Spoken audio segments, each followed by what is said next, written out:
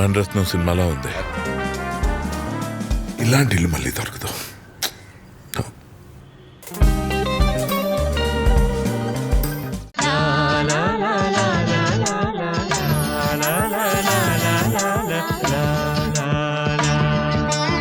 ఒకదాని వచ్చావంటి, భూమి రాలేదా?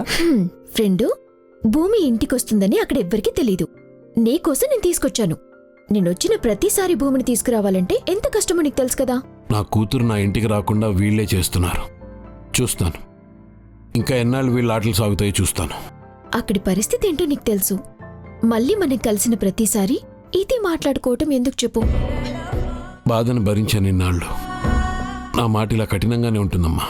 ఫ్రెండు, ఒక కుటుంబం విడిపోవటానికి 100 కారణాలుండొచ్చు. అదే మనుషులు కలవటానికి ఒక్క అవకాశం సరిపోతుంది. ఇప్పుడు అవకాశం వచ్చింది. ఏ పెళ్లి కోసమైతే భూమికి ఈ విషయం తెలియకుండా ఉంచారో ఆ పెళ్లి జరిగాకైనా భూమికి ఈ విషయం చెప్తారు కదా. ఇదిగో ఆ పెళ్లికి సంబంధించిన శుభలేఖ కూడా వచ్చేసింది చూడు.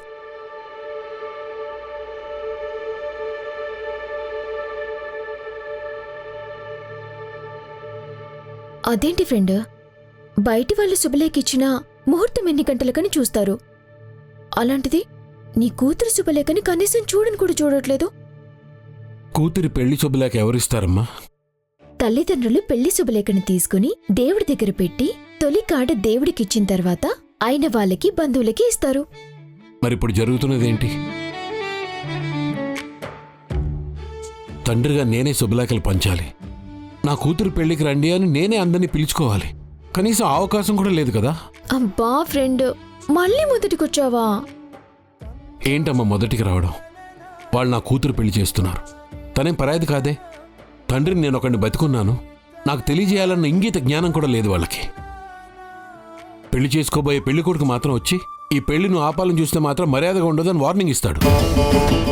అంటే వాళ్ళు నాకు తండ్రిగా గౌరవం ఇవ్వట్లేదు, శత్రువుగానే చూస్తున్నారు. అలాంటి వాళ్ళని నా కూతురు నా దగ్గరికి పంపిస్తారంటే ఎలా నమ్ముతానమ్మా? నా ఇంటి పేరున్నప్పుడే నా కూతురు నాకు చూపించినప్పుడు వాళ్ళింటి పేరుగా మారాక నా కూతురు నా దగ్గరికి పంపుతారని నేనెలా నమ్ముతాను? ఏదైనా ఈ పెళ్లి విషయం నేనంత తేలిగ్గా తీసుకోను. చూడు ఫ్రెండ్, జరుగుతున్న కళ్యాణం నీ కూతురిది. నీకు చెప్పలేదన్న బాధ ఉండొచ్చు, మీ చేతి మీద జరగటం లేదన్న కోపం కూడా ఉండొచ్చు. కానీ అక్కడ పెళ్లి కూతురు మీ కూతురన్న విషయం మర్చిపోవద్దు. చెప్పాను కదా, మీ విషయంలో వాళ్ళు ఎలా ప్రవర్తించినా ఆ ఇంటి వాళ్ళు మాత్రం మంచివాళ్ళు. అలాంటి సంబంధాన్ని వద్దు అనటం మంచిది కాదు. సరేమ్మా, నువ్వు మా బంధాన్ని కలిపిన మనిషివి కాబట్టి నీ మాట గౌరవిస్తాను. వాళ్ళు నన్ను పిలవలేదు అంటే నేను అక్కడికి రాకూడదని వాళ్ళు కోరుకుంటున్నారు. కానీ నేను మాత్రం ఖచ్చితంగా వచ్చి తీరుతాను. నా కూతురు పెళ్లి నా చేతుల మీద చేయకుండా వాళ్ళు ఆపాలని చూస్తున్నారు.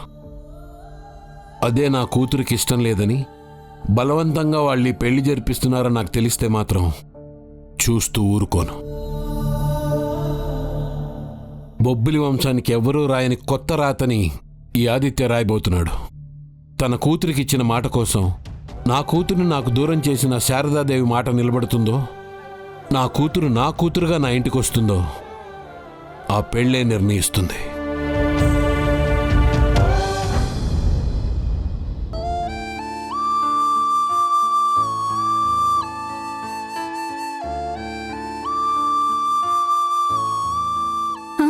అమ్మగారు, ఆ పని మీరెందుకు చేస్తున్నారు?